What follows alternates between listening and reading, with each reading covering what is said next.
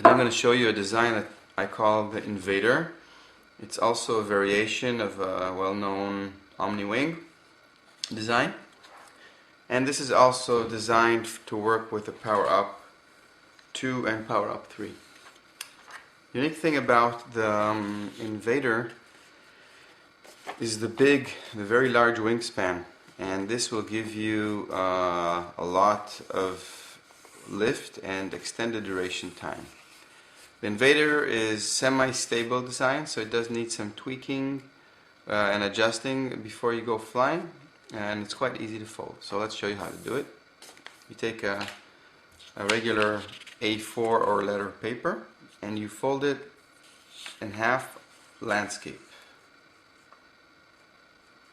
Always be sure to fold very accurate folds and have sharp creases. Open it and fold the bottom edge to the center, create these big triangles.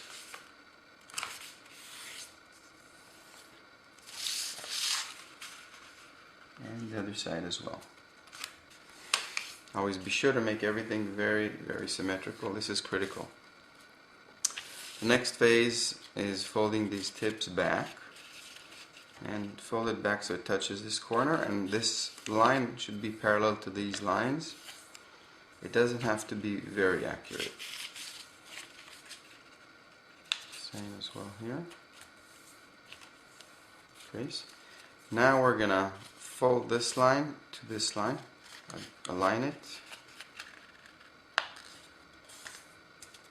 and make a sharp crease. But this gives us, all these folds, two things. One, it makes the leading edge of the airplane stiffer, which is really important to get also the shape and also keeping the angle between the wings. And the other thing that it does, it distributes the weight of the paper towards the front and giving us a more balanced airplane. As you noticed, I folded this triangle up, and you'll notice that I did not fold on this line, but a bit beyond it, like just a little, just like a half of a finger. And after we do this, we will fold along these lines like this. When you do this, beware that this line does not cross the center fold.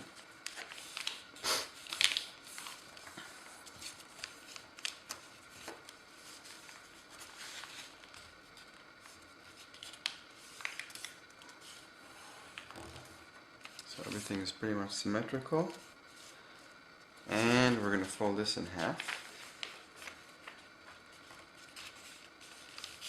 At this time, if you have a problem that your wings are not totally aligned, just align them and go over your crease again with your fingernail. Okay, now we're going to fold the wings.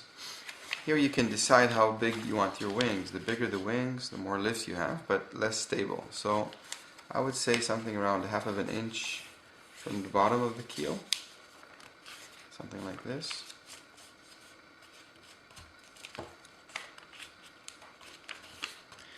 And it should be a parallel fold. Do the same to the other side and align the other wing to the first wing. This is like a basic principle of folding airplanes and in origami in general. The next thing we're going to do is add some wingtips, and these wingtips can vary, the size can vary, and you can experiment with this. What the wingtips gives you are two things. One, it will give you stability in banking, so the airplane will fly in a straight line. And the second thing is that it will reduce a bit the amount of lift that the rear of the airplane is creating. And you can play with this. If you see that while you're flying, your airplane has a tendency to nosedive, then what you could do is create bigger wingtips. And this will actually reduce the amount of lift and make the airplane go up. Okay, we're almost ready. We're going to make this cool rudder now. Take scissors and cut on the back of the fuselage angular cut until the folding line. And now take this rear portion and bring it up. Just pop it up. And then you can squash it with your fingers and form it into a cool looking rudder. This will give it extra stability.